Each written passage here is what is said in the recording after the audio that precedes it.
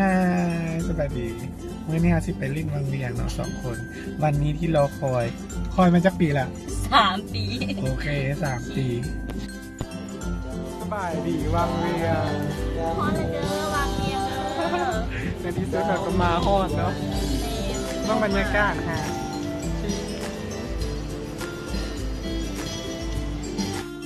จังได้เนาะได้ยินข่าวว่าสิไปถึงจุดสุดยอดของผาเงินหรอไปแล้วเนาะมั่นใจมั่นใจเราจะสู้ไปด้วยกันสู้ไปด้วยกันสู้แต่ขอบอกว่ายกทำอิฐแล้วพักเลยเด้อพักยกนึงละทางยังบ้านวิทย์ติ่มพูเนาะเราจะสู้ไปด้วยกันโอเคไหมโอเคตอนนี้มาฮอดบอท่านฮอดจุดแรกเนาะแต่มันเป็นอันจุดที่น่าสนใจก็คือนี่แอร์ธรรมชาติเนาะเพราะเรามีแอร์ธรรมชาตินี่มันที่เป็นป่องลมแล้วมีลมพัดออกมาตอนนี้เนาะเรากำลังขึ้นจุดที่1เนาะเป็นจุดที่ว่าค่อนข้างว่าลำบากเบื้องหนทางขึ้นมันเป็นหินไปเลยเนาะขึ้นไปมันต้องได้ปีนขึ้นไปแล้วก็เพื่อนเรามีจุดเทียงจุดที่สู้ๆว่ะเป็นมีจุดขายทานอาหารเนาะบริเวณทานอาหารเป็นห้างขายเครื่องดื่มทางเทิงแต่ว่าทางที่เป็นยอดมันแท้ๆไปอีกทางก็เลยสิไปทางนี้ก่อนต้องไปให้ครบเนาะเป็นกำลังใจให้เด้อนุชและทุกอย่างก็เปลี่ยนไปเนาะสภาพก็แตกต่างกันก็ปลดขึ้นมาแล้วเคยแย่ง2 ขาอยู่ดีๆใกล้ๆจะเป็นลิงแล้วสู้ไหมเสียงเบาซะเหลือเกิน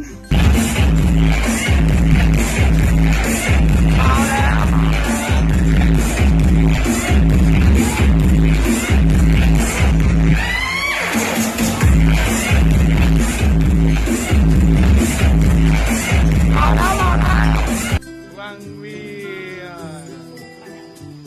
นุชบรรยากาศโคตรดีเลย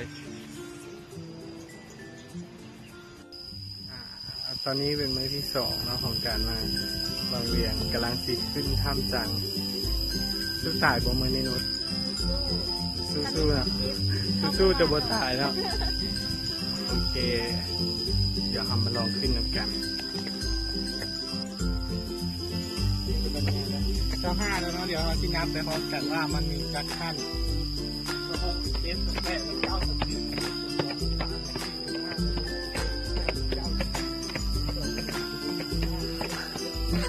เอส2 3 4 5 6 7 8 9 10 11 12 13 14 15 16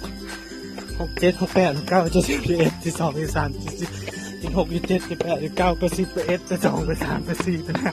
37 38 39 40 41 42 4 9 8 9 100 2 3 6 7โอ้107 ลัก107 ขั้น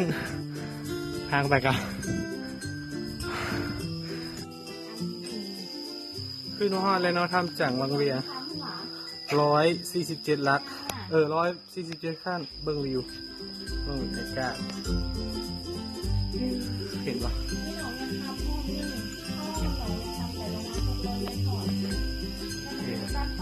อันนี้จะเป็นทางเข้าเราขับเรื่องกันเนาะบรรยากาศภายในถ้ำเนาะโคตรเย็นเลยปันแอร์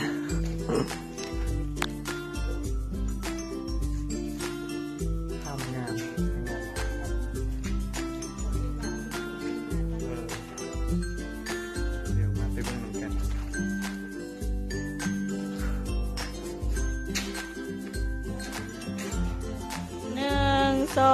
3ไป